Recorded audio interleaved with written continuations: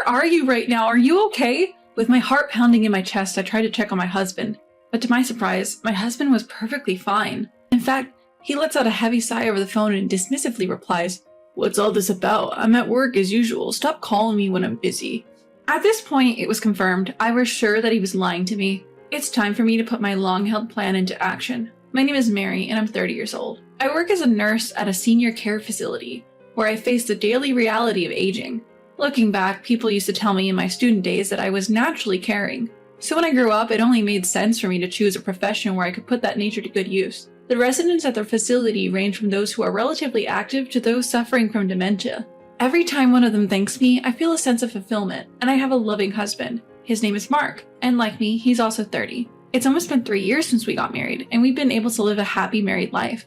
Although we don't have children yet, there's no particular dissatisfaction. I still wanted to enjoy my time with my husband. However, my husband has been working overtime and working on holidays. He works at a bank and is busy every day. Even so, I had never heard of working on holidays at the bank, so I was a little suspicious. Lately, he's been coming home from work looking irritated and sighing. He often doesn't eat the prepared dinner, and our time together has greatly decreased. These days continued for a while, and I, worried, decided to probe my husband. I subtly called out to him as he relaxed with a beer after returning home. "Hey Mark, you've been coming home late lately. Is work that busy?" Yeah, it's busy." My husband replied, looking tired. "You know, the new semester's coming up, right? Maybe that's why we have a lot of customers for transfers and account openings. That kind of work takes quite a bit of time." "Is that so? The banks have strict business hours, right? Even so, do they have overtime and work on holidays?" Upon my inquiry, my husband's eyebrow twitched. I didn't miss that moment. That reaction.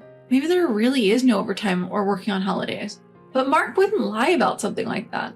Seeing me deep in thought, my husband quickly said, "That's not it." He started to explain with a broad smile, as if making an excuse. "Actually, there's a lot of work that doesn't finish within business hours.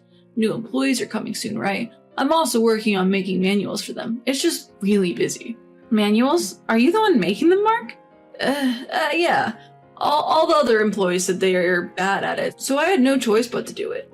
"Oh, I see." "Well, that's the gist of it. Even if I come home late, don't worry. I might be at home less, but I'll make sure to earn properly in return." Saying this, my husband resumed his beer and started playing games. What my husband is saying is logical, but there's one thing that feels out of place. It's that he said he's creating manuals. It may not be a nice thing to say, but my husband is inherently technophobic. He can do the bare minimum of operations required for work, but he has virtually no tolerance for computer work. On the other hand, I'm good with machines, so I often teach my husband how to operate them. I can't imagine him, of all people, creating manuals for new employees. After all, manuals should be adding changes to the original copy. Would they really leave that to Mark, a single employee? My sense of discomfort grew, and my suspicion towards my husband increased. A few days later, something happened. My husband, who had been coming home late from overtime, unusually returned home at 6 p.m. But after eating dinner, he said he felt sick and went out for a walk. I suggested he rest early, but "I want to breathe some fresh air," he said, and left somewhat forcibly. It was the first time my husband had said something like this, so I was puzzled. Feeling sick and going for a walk? What would he do if he collapsed while out? Unable to shake my unease, I decided to secretly follow my husband so he wouldn't notice. However, contrary to my worries, he moved on with a light step. My husband stopped at a small park a little distance from our home. After looking around as if to be cautious, he started to call someone on his smartphone. A few minutes later, a white car parked right next to my husband. He immediately got into the passenger seat of the car. There was an unfamiliar woman in the driver's seat. What's with that car? What's the relationship with Mark? Just as I was about to approach the car with suspicion, the woman and Mark were in a tight embrace inside the car. What? What are you doing? My voice involuntarily quivers at the sight. Unaware of my confusion, the two exchange a passionate kiss. My husband and this unknown woman desiring each other? By the time I realized I was taking out my phone and turning on the camera. After capturing my husband's affair in photos and videos, I was snapped back to reality by the sound of the engine. By the time I regained my composure, the car had already driven off. Confusion, disgust, shock, sorrow. Various emotions were swirling inside me. When I finally managed to return home, a text from Mark arrived saying, "I met up with a friend, so I'll be home late." A friend? That can't be right. The scene of the affair replays in my mind over and over. I just couldn't believe his words. In the end, Mark came home after 2 in the morning. As my dissatisfaction was about to explode, I held back my tears and thrust the screen of my phone at him. "Hey, what is this?" "Huh? I can see Mark's eyes darting around, clearly shaken. Seeing such an obvious reaction, I felt an indescribable feeling. Explain yourself! As I confronted the stuttering Mark, he showed a forceful smile. No, it's not like that, Mary. She's just a friend. A friend? Do you hug your friends like that? It's not like that. It's like a friendship between men and women, like comrades. It doesn't mean anything deeper. Then what about this photo? You're clearly kissing, right? That angle is bad. It only looked like we were kissing from your angle. I didn't do anything like that, and I wouldn't. I have an important wife named Mary. I wouldn't do something like cheat. After that, Mark continued to make excuses, desperately trying to cover up. It's really not what you think. Please believe me. I didn't do anything like that. He pleaded with a pained expression as if he was the victim. He wouldn't let me get a word in, but his shallow words wouldn't change how I feel. I decided to watch him a bit more. With that decision, I started monitoring his activities at home the next day. Then, things I didn't think much of before started catching my eye. I used to think he was just playing games, but he spent a lot of time looking at his phone. He checks his phone while watching TV, takes it with him to the bathroom when he bathes, and even when he sleeps, he holds onto his phone until he falls asleep. He's probably in touch with that woman from the car. He probably thinks it would be bad if I saw it, so he takes it with him wherever he goes. Ever since that day I confronted him about his affair, he's been coming home right on time, as if all his previous overtime was a lie. Mary, I'm home. I bought a cake on my way back today. Let's eat it together. A cake? Why all of a sudden? No particular reason. You like sweet things, right, Mary? I thought you might be tired. Thank you. Mark smiles and hands me the box of a cake. He's clearly trying to cheer me up. Even though he used to say he was working overtime, he started coming home on time as soon as I confronted him about his affair. Does he not think that's strange? Does he think that if he can get on my good side, it will be as if that date never happened? I am disappointed and appalled by his shallow plan and find myself unable to say anything. My feelings for Mark have been fading day by day, and before I knew it, I was only speaking the bare minimum to him. This gives Mark some room to breathe.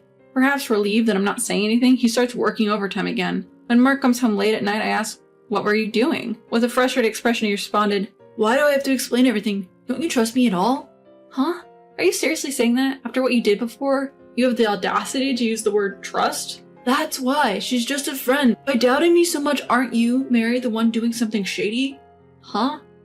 How did you come to that conclusion? Just because it's inconvenient for you, don't make me the bad guy.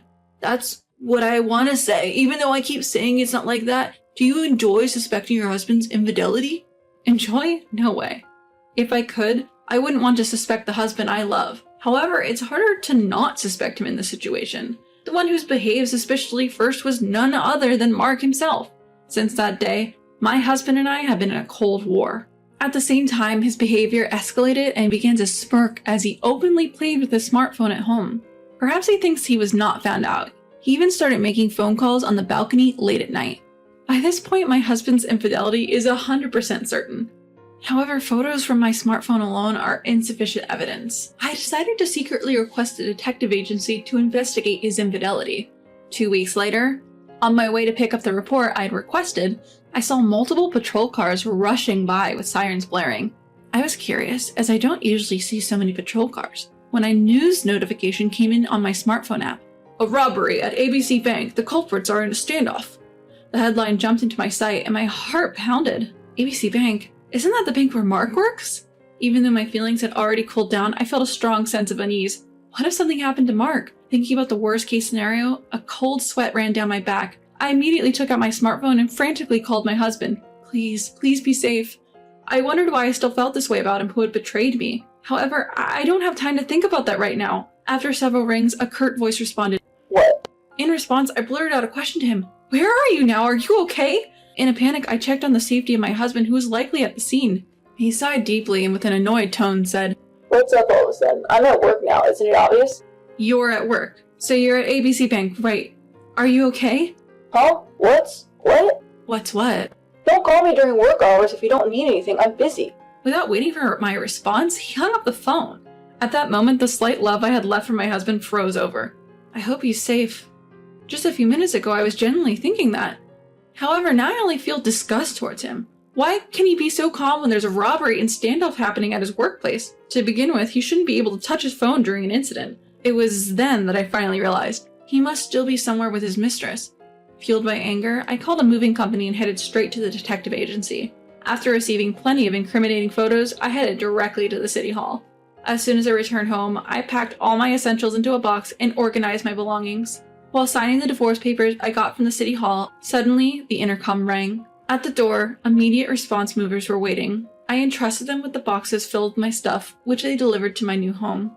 I looked around the empty room. I asked myself, is this really the right choice? Yes, it's okay. My choice is absolutely not a mistake. I left the divorce papers and the removed wedding ring on the table, and without hesitation, I left the house I lived in with my husband.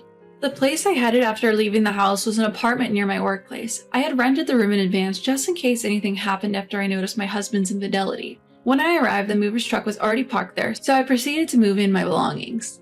As I was unpacking and thinking about the future, the vibration of my smartphone alerted me to an incoming call. The screen displayed Mark. I took a deep breath, composed my turbulent emotions, and answered his call. Hello? Hey, Mary, where are you right now? When I got home, your stuff was gone. I only took my belongings from home. Any problem? You took your stuff? What the hell are you talking about? Mark's urgency was palpable, transmitted over the phone. I conveyed the facts to him in a calm manner. I will not return to that house anymore. You saw what was on the table, didn't you? The table? Huh. What is this, divorce papers? This is not a joke. Don't mess around. Mess around? I'm being very serious, though. That's crazy. Why do I have to see divorce papers as soon as I get home? I was filled with simmering anger at his selfishness, being negative about the divorce while he was doing the worst thing. There's no more sympathy left for such a man. Having made up my mind, I let my accumulated anger explode. Stop messing around. Stop joking. What you were doing was not work. It was an affair. I already know everything. It's strange that you can call me while a robbery is going on at your workplace. A robbery? Yes, a robbery broke into your workplace today. Despite causing a major fuss, you had no knowledge of it, which means you weren't at the bank. No way, a standoff? That's... Where were you during that time? With whom? If you can answer, try answering, you piece of shit. As I shouted over the phone, my husband seemed to realize he could not hide it anymore and confessed to his infidelity in resignation. I'm sorry. I met a woman on a dating app in a moment of my weakness. Oh, a dating app, huh? I wanted some excitement in life. Every day ends at the scheduled time. There is no fun. I wanted to change such a life. So you cheated sneakily. I won't do it anymore. I beg you, please forgive me. You're all I have. He pleaded desperately, but of course I did not respond. Shut up. Go seek your thrill on your own. Don't you dare contact me ever again. I hung up the phone with force and threw my smartphone onto the sofa. Afterwards, since my husband was reluctant to sign the divorce papers, I had to resort to hiring a lawyer and claim damages from him and his mistress. Feeling threatened by the lawyer's involvement, he quickly agreed to the divorce and promised to pay the full amount of damages. The woman, angry at being sued for damages, promptly left my husband. I feel annoyed to express gratitude to a woman who laid hands on my own husband, but I was able to take revenge on my husband because of her. So I thank her for cheating with my husband. I was able to throw away the unnecessary things and finally step into a valuable life. For a while, days of striving at work will continue. I will live each day cherishing it, proud of my own life.